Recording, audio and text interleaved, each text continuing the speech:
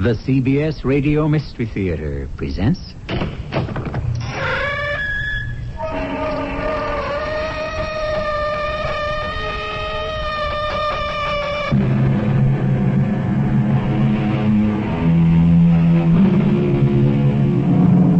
Come in. Welcome. I'm E.G. Marshall. By the beginning of the 19th century, the finest vessels afloat were the great merchantmen of the East India Company. At 1,200 tons, they were the true queens of the sea. Yet a voyage from India around the Cape of Good Hope and on up by the west coast of Africa and of Europe was a long and hazardous undertaking at best. The gauntlet of pirates, freebooters, and the sometimes insurmountable weather had to be run. Disaster sat behind the voyager's shoulders all the way.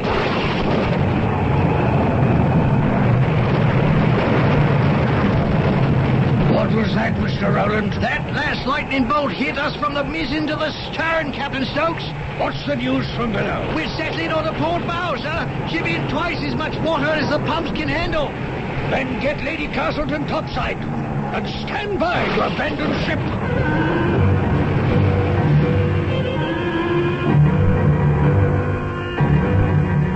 Our mystery drama, Phantom World, written especially for the Mystery Theater by Ian Martin, and stars Marion Seldes and Lloyd Battista. I'll be back shortly with Act One.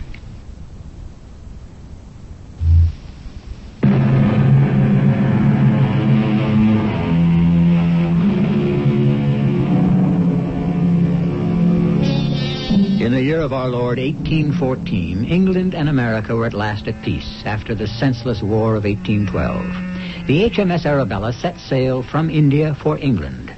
She was flying the flag of the East India Company. 1,100 tons burden, her clustering square-rigged sails hungry for a breath of air in the calm of the Indian Ocean. Of the complement aboard, we need consider only two people. The Lady Castleton, wife of the Governor-General of India, headed home to rejoin her two young children. And a certain Captain Giles Maybury, sequestered in irons in the lazarette, on his way back to England to be tried for murder and high treason. Till a raging typhoon came whistling clockwise out of the south to change the established order of things. Yes, Captain Stokes? Your pardon, Lady Castleton, but I felt it no less than my duty to warn you. Is it a typhoon? I'm afraid it is. At best, we're in for a period of discomfort. I must ask you to keep to your cabin. How much danger is there? Well, I should hope little. The Arabella's a fine ship, and she's ridden out many a storm before this. Still, one must take precautions. Just tell me what I have to do. Well, above all, dear lady, don't be afraid. But if the unthinkable happens and we should have to abandon ship, I urge you to wear the simplest of gowns and not to saddle yourself or the lifeboat with too much baggage. The unlikely event takes place. I promise you I shall be of as little burden as possible. But in the meantime, can I be of any help? Only by staying in your quarters and by not despairing, milady. With luck and God's help, we shall ride this one out like all the others.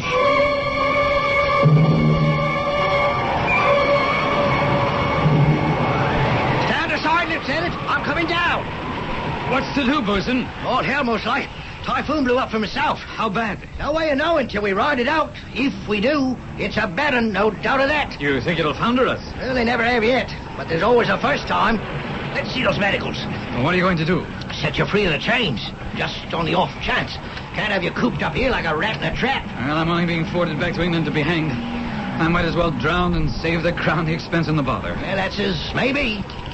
If I have to go see my maker, I don't intend to have you on me conscience, sir. Seeing as how I don't hold what you done was so reprehensible. Flying in the face of established authority. Shooting a superior officer. I should have thought such conduct would have rocked you to your conservative soul, Bosun Rowland. It just isn't the English way. But then, you're not exactly English, are you? I mean, you was born in the colonies. Yes, I was born in America. Brought up there till my father brought me home to England. I suppose that's my whole problem. I'm affected with the belief that a man ought to have the right to be free. Oh, but not the heathen, Lieutenant. Oh, you mean the Hindu, the Sikh, the lowly Parsi? Why not, Mr. Rowland? Well, now, I mean, it just ain't the natural order of things, is it? Isn't that what got me into trouble? Because I refused to give the orders to a firing squad to cut down a sad little rabble of Indians who are only asking for their birthright. What's that? Sounds like the mainmast. and that wind is stronger than I've ever heard. We're in the middle of this one, and we've caught it proper. I'll get to my station. It's every man for himself now.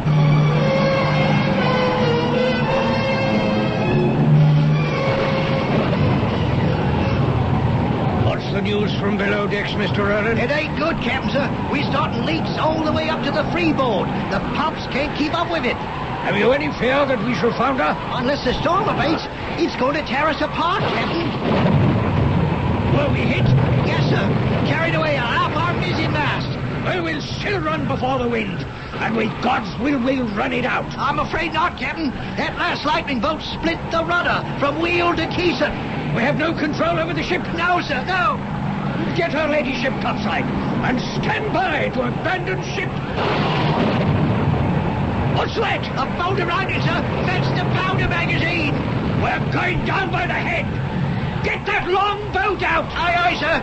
Stand by to abandon ship. Look lively, lads, and swing out the longboat. Is there any way I can be of assistance, Mr. Rowland? There is, Lieutenant. Go fetch Lady Castleton from the aft cabin, and don't stand on no ceremony. We're sinking fast. I'll bring her right up.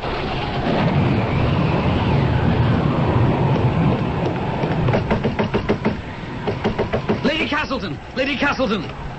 Yes, what is it? Don't ask questions. Come with me. Who are you? Aren't you the renegade lieutenant who was in irons? None other.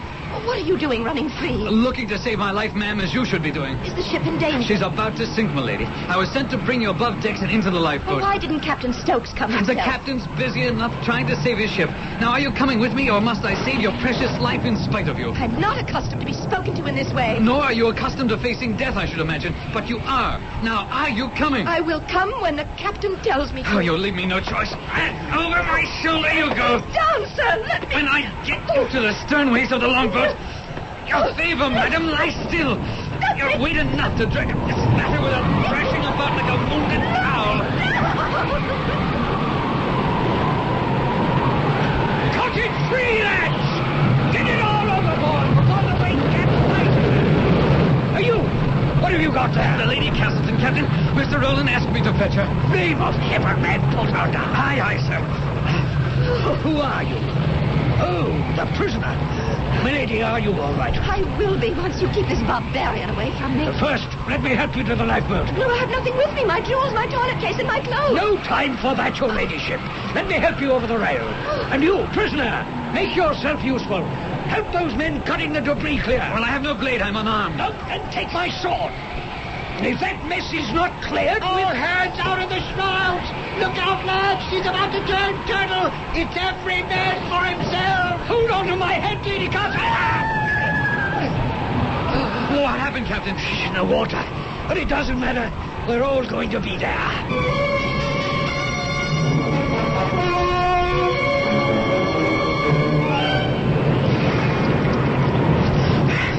My lady... Lady Castleton, are you all right? Yes. I'm still alive, if that's what you mean. Are you hurt? No, I don't think so. The ship capsized, and then I don't remember going into the water. I only remember coming up and fighting for air and finding this, whatever it is I'm clinging to. Crossbar from the foremast. Oh. But all these rat lines are dragging it under. It won't support both of us unless I cut this tangle away. What can you use to cut it? Well, I still have the captain's sword he gave me. Do you know how to swim? Yes. Then let go just for a moment until I hack it free. That's it. There. My lady. Oh, it's all right. I have you. Hold on to me. Oh. What's the matter? I said hold on. Oh, damn. Here. Just let me get an arm around you. That's it. I'll lash you to the spar. Lady Castleton! My lady! Oh, you can't hear me. But are you dead or still alive?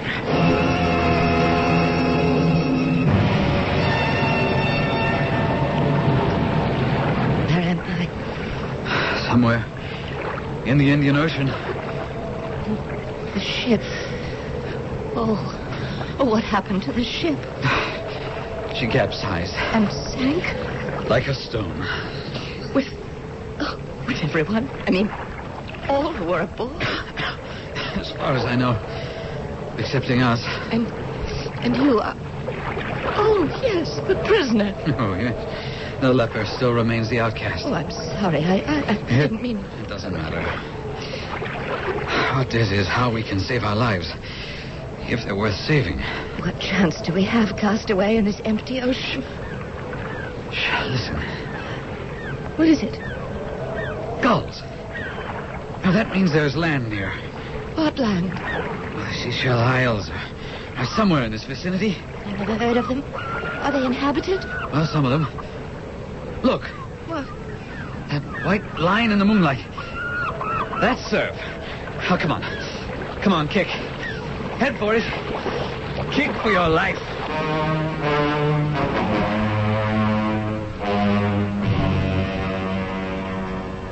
Milady. Yes? We made it. We're safe. Where? This island is deserted. Not a sign of... What is it? It seems we're not alone. After all. Help! Est-ce que vous êtes vraiment vivant? Who are you? Moi? Je suis le roi. Pauvre Pascal, the king of the island.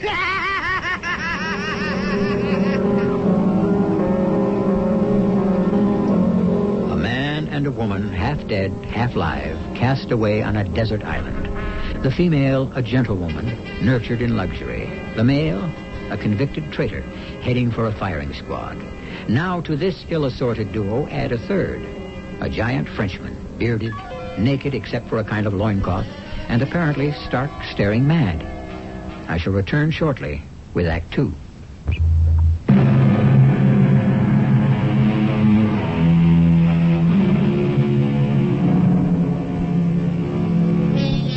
Mercifully, Lady Castleton has fainted in shock at the sight of the bizarre creature towering over her.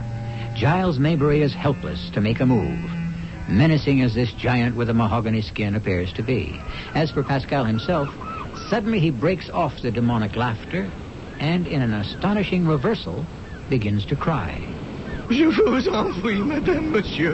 Vous êtes real? Vraiment? I cannot speak French. Ah, mille pardons. I try to speak with the English. Vous comprenez? Yes, I understand. We are English. Ah, but you are also, what do I say, human beings. Pascal is not alone anymore.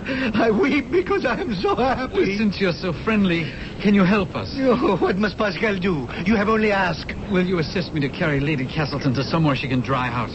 Oui, but of course. I will do better. I will carry her myself. And we need water and some food. She is as light as a feather. It is Raymond that she is encenderie? Her husband is Lord Hugh Castleton, Governor General of the East India Company. And you, monsieur? Lieutenant Maybury. At least I was. Can you rise? Yes. But can you walk? I'll manage to stagger along. Take us where I can drink and find some fresh water to revive her ladyship.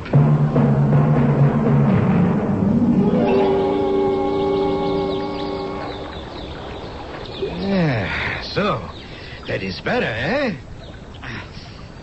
Oh, yes. Much better. Oh, the seigneurie. I think she's opening the eyes. Get me some more drinking water. Oui, mon lieutenant. Now, don't try to speak, Lady Castleton. Just lie back and rest. But where are we? Safe on dry land. On an island. Oh, yes, I remember. Oh, there was a huge, wild man. Don't worry about him. I think he was as shocked to see us as we were him. I'm so thirsty. We'll have you a nice, cool drink in a second. Pascal. I come. Voila. Thanks. Here, your ladyship. Fresh water. Don't drink too much at first. Just take it in small sips. Oh, it's so good. More. No, that's enough for a moment. No, I'm still thirsty. Pascal. Oui, monsieur? From the looks of you, I take this island is uninhabited. Oui, monsieur. This is why Pascal loses his head when he first see you. I am so happy to see after 3 years again a human face. You've been here that long? Oui, I mark with a small stone the days as they pass on a rock in my cave. Do you mean to say that in 3 years, no ship or boat, nobody has ever come to this island? That is what I say. But how have you stayed alive? What do you eat? Oh, there is plenty. Fruits, nuts, coconuts, maize, breadfruit. And there are the birds, the fishes, the giant turtles, but no beef. But how did you come to this island? Were you shipwrecked also? That is a long story. And there are things perhaps not for your ears. We'll save it for another time. It would seem it's a commodity we're going to have more of than we might care to. Oh, in the meantime, this talk has made me realize I'm famished. I'm ravenously hungry, too. Can you find us some food, Pascal? Lord, as much as you want. Shall I bring it? Or will you come to my cave and eat it? I think we'll go with you.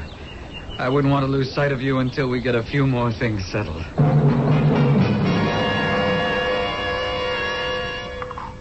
Monsieur Pascal, I must compliment you on the meat.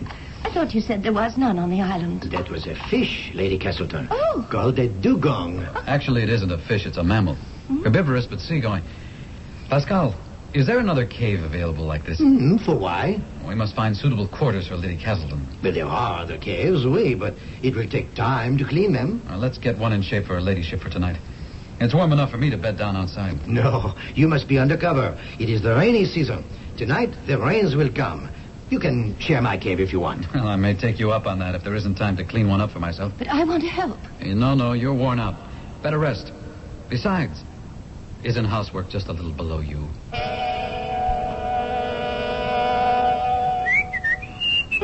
Oh, who's that? Oh, it is only Pascal. I've been asleep. Good heavens, it's nearly sunset.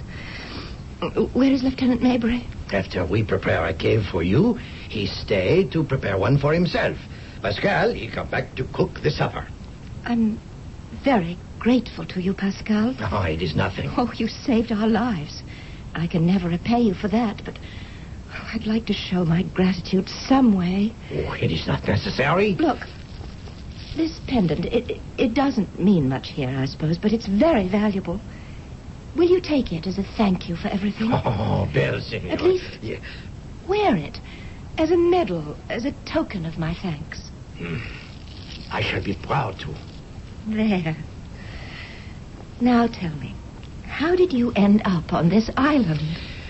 Well, I was marooned. Why? Well, if I told the Senorita why, she might turn her back on me. Oh. Anyway, there is not time. I must start to prepare the meal.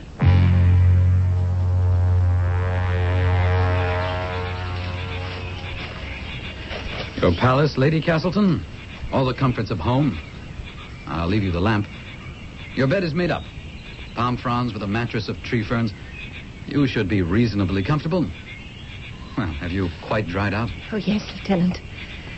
How amazing it all is. What? Oh, that even in this wilderness such comforts can be had. A bed, a roof to shelter one, even a lamp. How is that possible? A conch shell filled with oil rendered from the Digon. A wick woven from some trailing jungle vine. And how lit? With neither matches nor tinderbox? A twig from the fire. And the fire? Oh, you must ask Pascal that. Who is he, Lieutenant Maybury?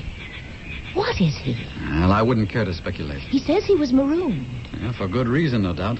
Yet he's kind, and he saved our lives. Lieutenant? Yes? I haven't thanked you for saving my life. I haven't thanked fate either for saving mine. Oh, Pascal was right. The rains are coming. Oh, you will excuse me for not wanting ever to get wet again. I'm going to run for shelter.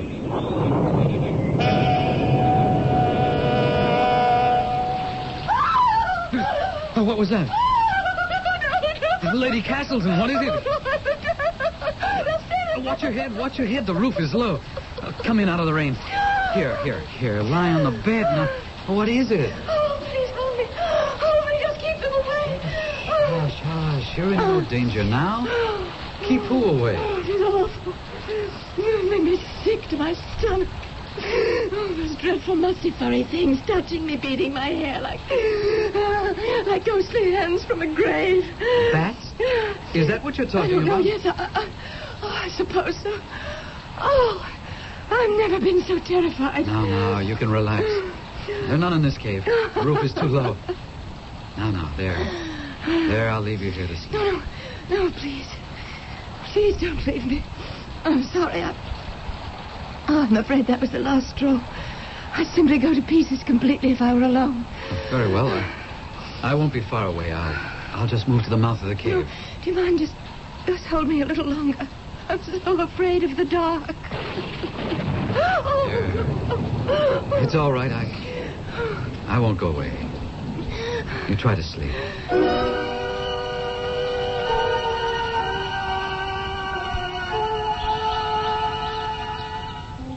Well, good morning. Morning. I've been here all night. Yes, you slept like a baby. With you? I had a long sleep myself. But now we're awake here. Do you mind if I take my arm from under your head? It's still fast asleep. Oh, please do. Oh, I'm so ashamed of myself. Well, scarcely any need. We may have slept together, but virtually fully clothed. No, that's not what I meant. Oh, forgive me. Of course, Lady Castleton. You meant it was too far beneath your dignity to seek comfort and safety from a commoner. I meant no such thing. I was in a blue funk last night, really ready to fly apart at the seams. I'm nothing but grateful for your kindness and understanding. Oh, I'm touched, your ladyship. You can be as sarcastic as you want, but it's the truth. And that will be the end to the titles. My name is Valerie, or Val. The other belongs to a world we both have left behind. The matter of a name or a title is the smallest adjustment we'll have to face in the new one that lies ahead. Oh, you're right. You're right. It's not going to be easy for either of us. We might as well start as friends. My name is Giles. How do you do, Giles? Hello, Val.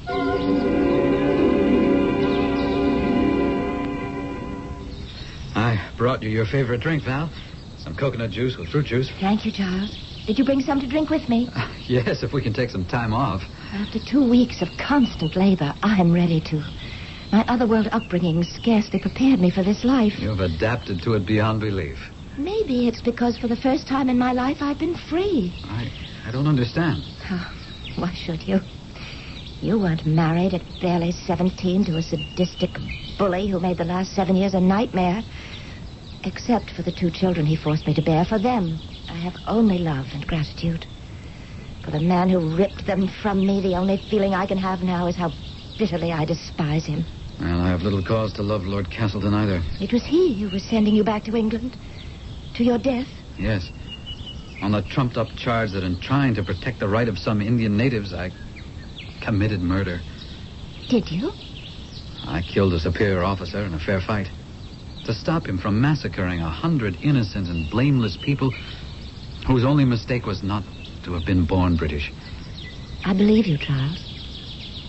Do you believe me? Oh, yes. That's good. We live now in a very special world. Just man and woman. Well, more than that, 2 men and 1 woman. And I must choose. And I do. You. Oh, not because it is the better of 2 possibilities, but because in these long days that have begun to shape the pattern of what may be the rest of our lives, I know that no matter how many we numbered, the whole universe, I would still pick you as my man. For better or worse until... Don't try to read the future. Let's be content with the present, day by day. And I want you that way, Val. Day by day. But for the rest of our lives. With this thought, I thee wed.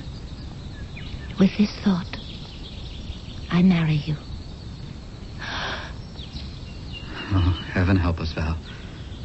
And all the future may have to bring.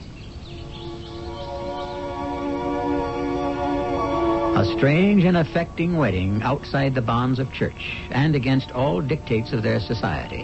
One which can only be binding as long as they are castaways.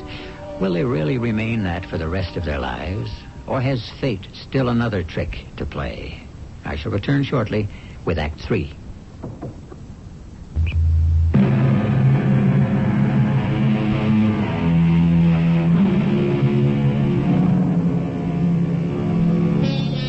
Over a year has passed since the former Lady Castleton and Lieutenant Maybury were shipwrecked and cast away on this southern atoll in the Seychelles.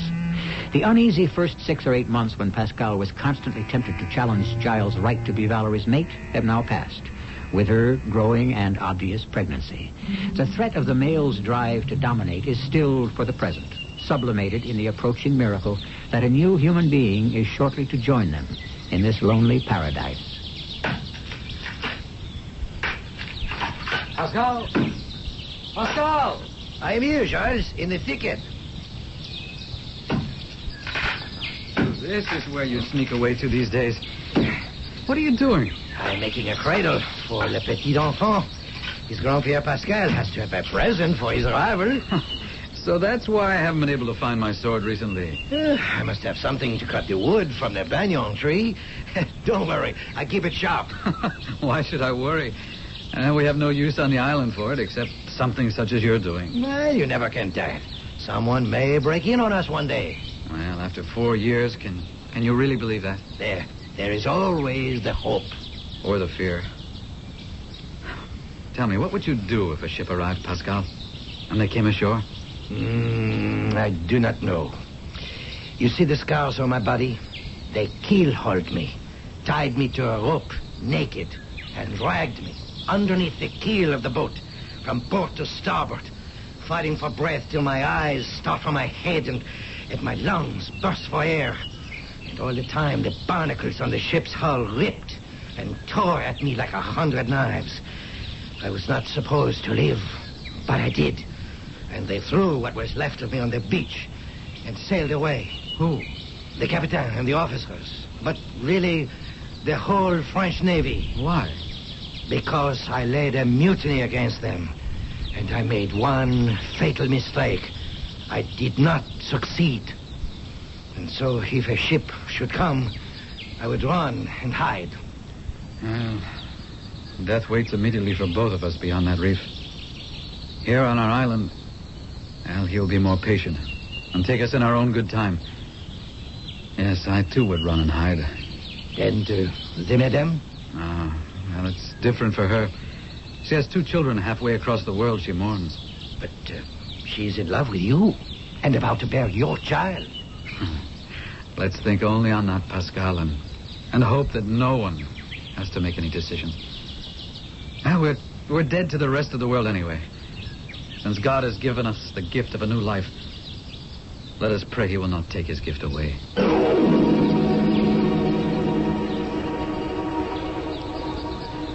Well, how do you feel this morning, Val, darling? Me? I feel splendid, Charles. Why? I worry about you. Having the baby here in this wilderness with no doctor, not even a midwife. Well, I'm not a helpless aristocrat anymore. Not after the last 16 months. Besides, remember, it's not exactly new to me. I've given birth twice before. Now I see the pain in your eyes as I saw it a minute ago. I can't forget them. Andrew and dear little Amantha. He'll be nearly 6 by now, and she'll be just 3. I can't help thinking of them more and more as my time gets closer. Oh, my poor darling. How you must miss them. I only hope you don't regret ours. Never. Giles, must you work today? Well, there's always work to be done, but nothing important. I know this may sound like madness when there are only 3 of us on the whole island, but I want to be alone with you, as if there were nobody else in the world. Where do you want to go? To Spyglass Hill, where we can see all of our little domain and count our blessings.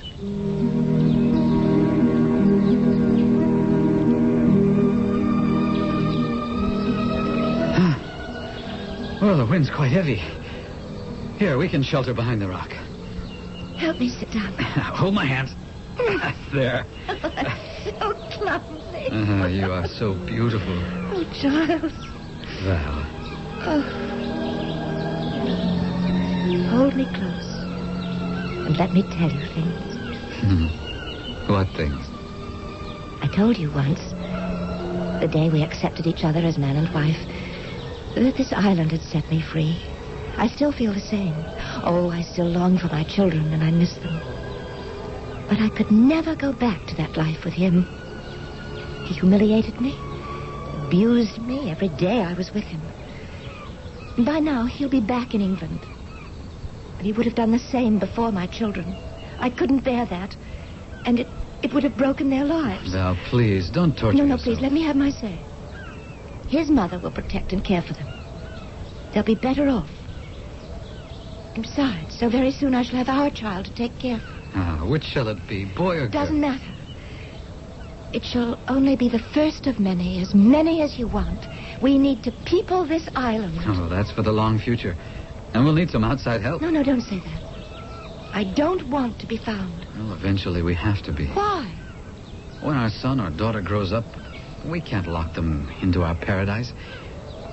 It would be hell for him or her once he grew up. Well, that's for the long future. You don't have to worry about that now, please. Well, I hope I can arrange for us to leave in our own good time. What do you mean? Pascal is making a present for the baby's birthday. He's using the captain's sword I brought ashore with us. Well, it answered a question that has disturbed me ever since you first told me you were with child. How to build a boat to sail away from the island. But where? North, I should judge. There are larger islands there, settled by the French, some held by the British. But not now. I don't want them to find us. I want to keep you alive. I want to keep my freedom and the greatest happiness I've ever known. If a ship should come, I want to hide. Obviously, so do I. And what about Pascal? Well, he has every reason to do the same. He says he does. But I suppose none of us will ever really know until the situation... Giles, Valerie! It's Pascal. Something's wrong. What is it, Pascal? Have you not seen? I was afraid. Perhaps you had not. Beyond the rock, to the northeast. But be careful not to show yourselves. There is a ship headed for the island. Oh, no. Oh, it's British. No. A man of war. Oh. Well, now we face reality. Do we go? Or do we try to stay?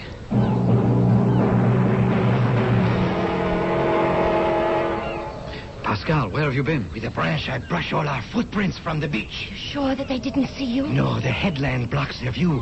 Have you cleaned out the caves? Yes, just finishing. I've made 2 packs of our belongings. You and I will carry them. But where are we going to hide? Well, at the edge of the bush. We can watch them from there if they land. And if they should search, we know the island better than they do. We can avoid them.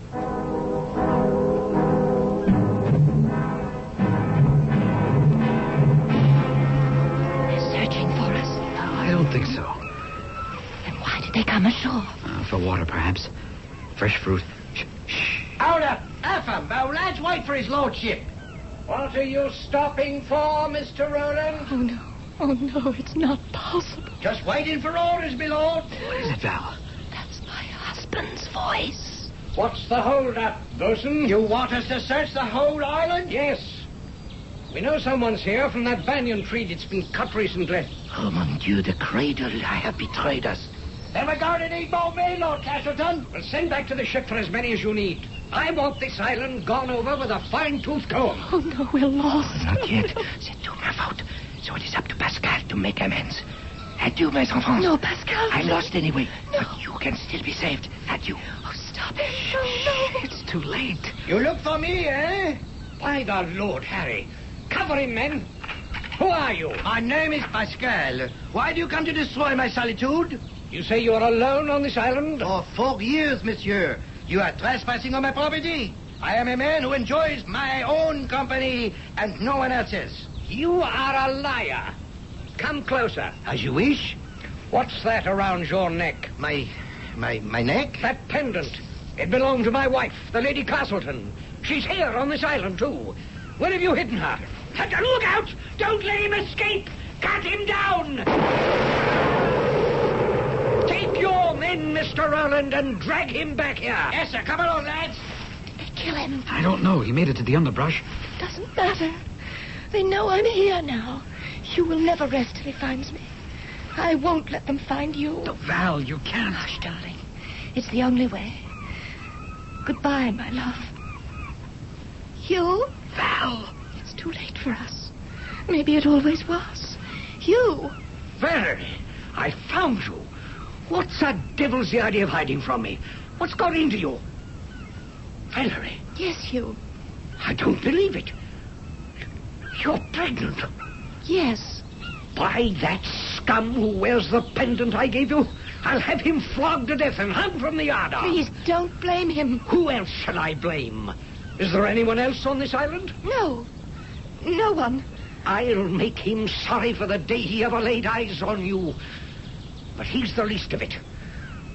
What am I going to do about you? Take me back to England and my children. In that condition? Oh, no. I won't permit you to make me a laughingstock. I can't even allow the sailors from the ship to see you. A story will get out and the Castleton name will be dragged in the mud. In my condition, it can't very well be kept a secret. Quiet, you slut. Turn around. Walk into the bushes. What are you going to do? The only thing there's left for me to do. Cut your throat. And get off this accursed island before anyone else learns my shame. Now move. Castleton. Who's that? Lieutenant Giles Maybury. Maybury? The traitor who... So you're the one who's responsible for it all. Oh, Giles, why did you have... Hush, Val. This is the only way. Since his precious name means so much to him, I'll arrange he won't have to worry about it. What do you mean? You have a weapon, sir. So do I. Guard yourself. It'll be my pleasure to run you through. First, catch your chicken and... Giles! Try for him, Valerie. It'll not save him. If I go, I'll take you with me.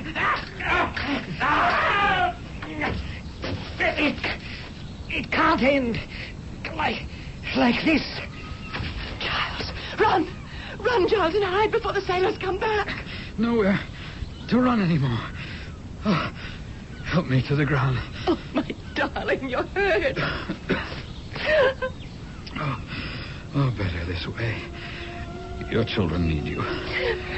Without him, you have your chance for happiness. No, the only happiness I ever knew was with you. Oh, remember what we had. Take care of our child. Giles, don't die. Oh, it's the only way. I gave you freedom, so I die happy where we knew paradise. And thou beside me, singing in the wilderness. And wilderness where paradise. E'en now. What happened here? What? Lady Castleton and Lieutenant Maybury. Bosun Roland, remember me? So, we all escaped alive from the Arabella. How about that? But what happened here, your ladyship? What happened to Pascal? Who? Oh, the Frenchman. Oh, the lads are bringing his body back. He was riddled with bullets. Then they're all dead. Except me. And I would be too if I didn't have two little ones who need me. And a third who'll need me most of all. At least I'll have him to remind me of all I leave behind. Come, Bosun. Let's turn our backs on paradise and head for England. And home. The delight of two children to have their mother back with them again was enough to bring Lady Castleton out of her profound melancholia. And their unquestioning acceptance of the baby brother she brought home with her lifted her heart even further. There is this much happy ending to a very sad story. I'll be back shortly.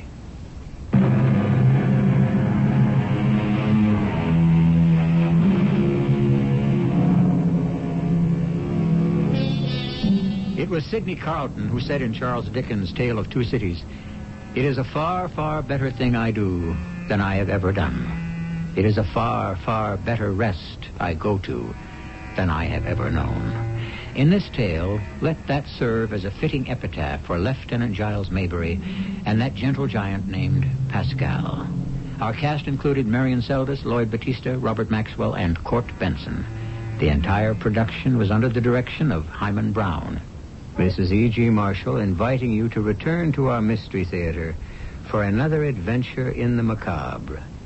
Until next time, pleasant dreams.